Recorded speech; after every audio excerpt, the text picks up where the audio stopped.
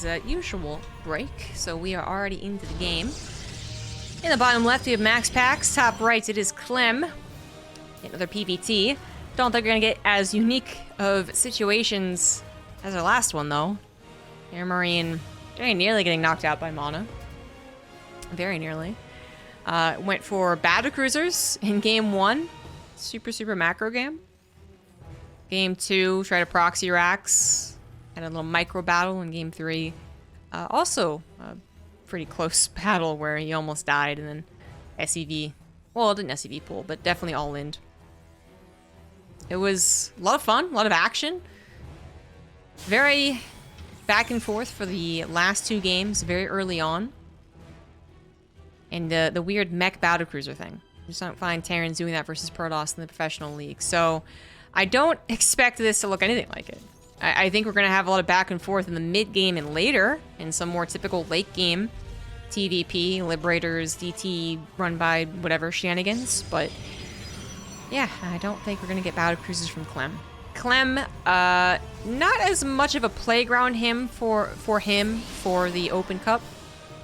I think he mostly plays exactly as you would expect from his bracket runs and playoffs and major tournaments. Yeah. Right here, Marine, I really have picked up, especially in the last year. But he just likes to experiment a bit more in the Open Cups. Clem does a little bit, but not in really outrageous ways. Again, not battle cruisers. More like, oh, okay, he's playing more defensive than I would expect. He's going up to 7 command centers really quickly or something. MaxPax, I mean, he's going to be the one to start the aggression, probably 9 times out of 10, unless you count a Widow Mine as an aggression, and I'm just not, right? I'm talking about a 4-gate blink or a DT rush. MaxPax still pretty much his bread and butter. Whatever was like 1 step removed from bread and butter, perhaps bread and jelly. Still a good combination. Still fairly common of a meal, but just maybe not as much. Because MaxPax has backed away a little bit from just 4-gate DT rush, 4-gate DT rush, MaxPax, 4-gate.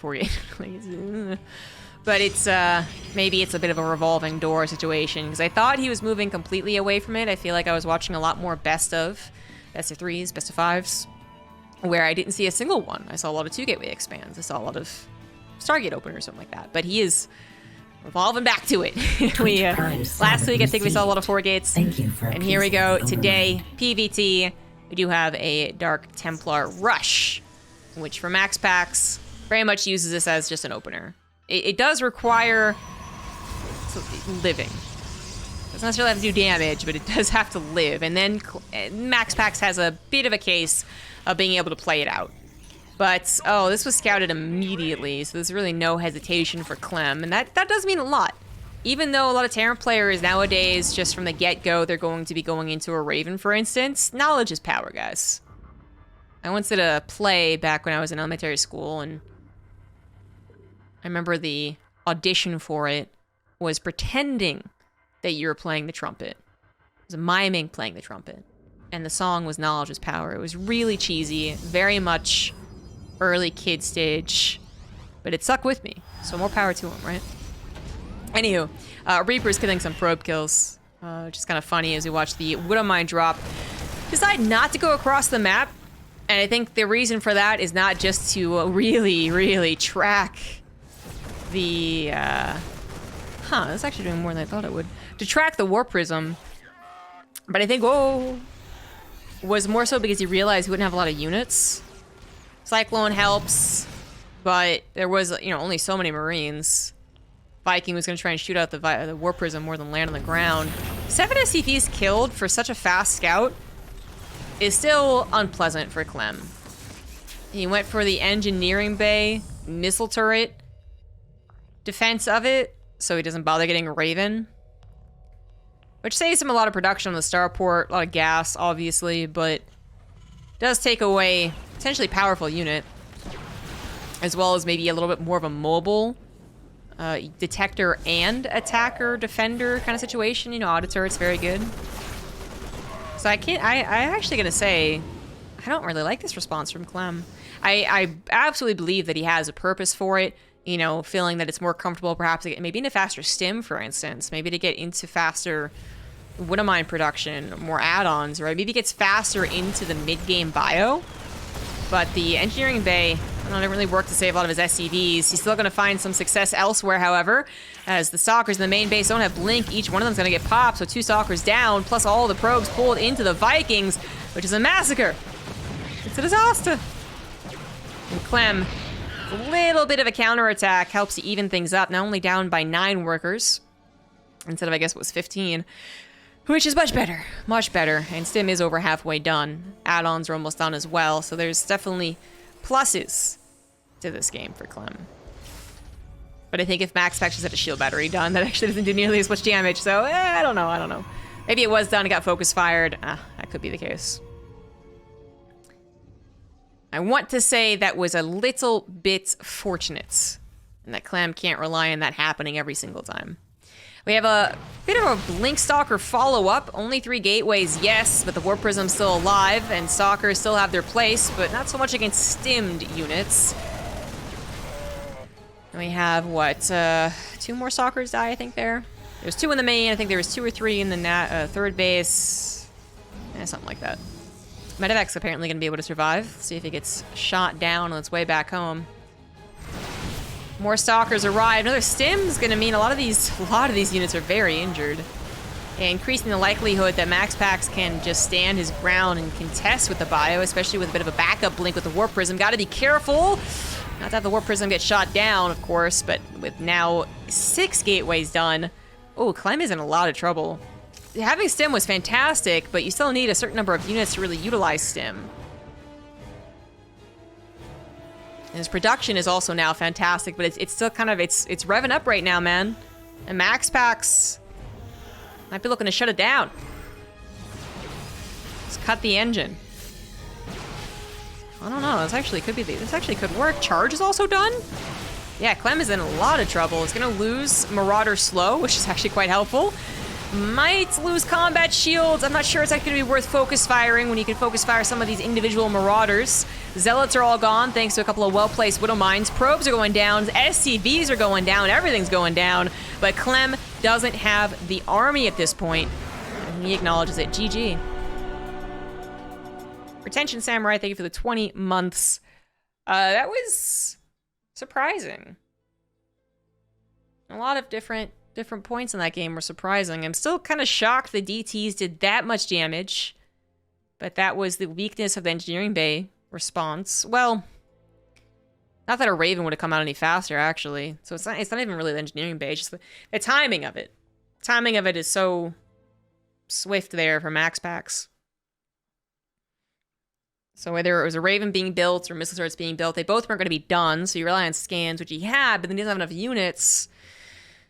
That still kind of turns awkward. And the counterattack does a bit more damage, but then we still see the repercussions of the DT attack, plus the lost units as well from the counterattack. Because when Clem did his counterattack, he did lose everything he threw at MaxPax. Probably really bit him in the butt. On the bottom left, it is MaxPax. Top rated is Clem. So yeah, I can't really blame the missile turret opener. I definitely can't do that. I still would argue, I'm gonna write little paper on, you know, what's better or what's worse, engineering bay missile turret versus Raven. I feel like I would be strongly in favor of the Raven. Downsides to the Raven can be picked off, and then you're without detection. And it's kind of a hard unit to keep alive, just with the way that it accelerates and stuff. It's a very expensive unit, gas-wise, which gas isn't a particularly rare commodity for Terrans. It is, in any early portion of the game where you only have 4 gases really available to you, kind of difficult. In fact, early on, Terrans need as much gas as anyone else, really. They got so many upgrades on the way, so many add-ons to build. It's more like when everything's done, all the reactors are done, that they're just mostly marine-based. Mineral-based. Anywho, so yeah, the Raven, you know, it's pretty penny to pay. And, takes up all the time on the starport, I guess, as well. So those are the downsides. Some of which are negligible. Some of which you can absolutely handle. You know, like not letting your Raven die. It's kind of up to you. Missile turrets, they're very one-dimensional. Literally, they just sit there. They just sit there and they're there. They don't attack. They don't have any particular helpfulness later on in the game, because in the mineral lines, they're not even helping against any, like, warp prism harassment later on, right? So yeah, that's kind of it. They're very basic, very one-dimensional. They do one thing. They stop DTs from being invisible. It doesn't stop them from attacking. I'm sure the pros would have an argument before or against. Again, especially when it comes to the actual lining up of a build, lining up your barracks, lining up your upgrades. I'm sure it makes a huge impact. But I feel like a Raven would have been so much more helpful. You know, one interference matrix on a warp prism can make or break the game. Getting too hung up on it. We have game number 2 already underway. Clem is going for a high ground command center, playing it pretty safe. He's gonna go ahead and scout the natural of his opponent, but that's about it. Didn't SCV scout, didn't get group in the main base, has no idea that his opponent is skipping technology in favor of production. Which is bad, bad news for Clem fans.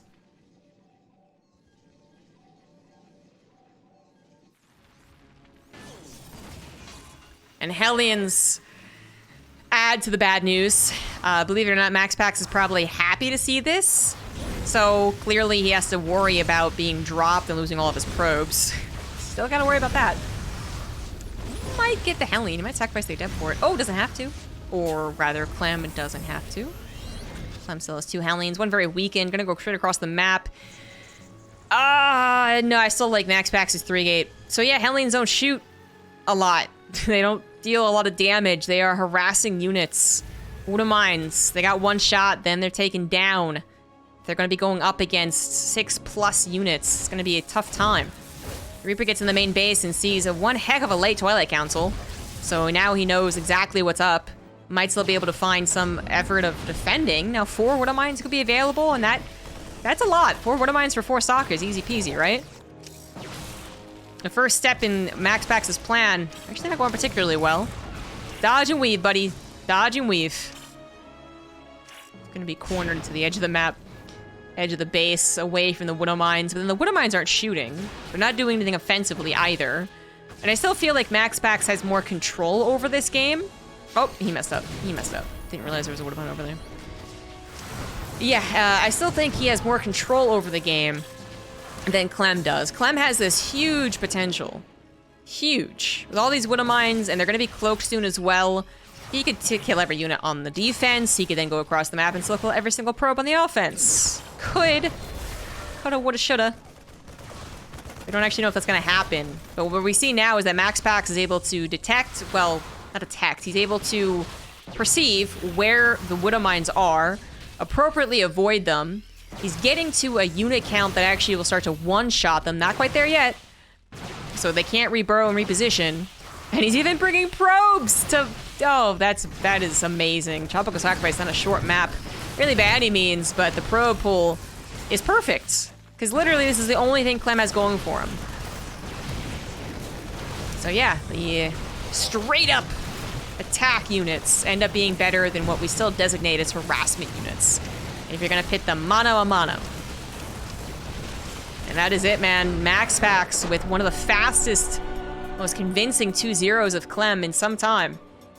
Moves on to the finals.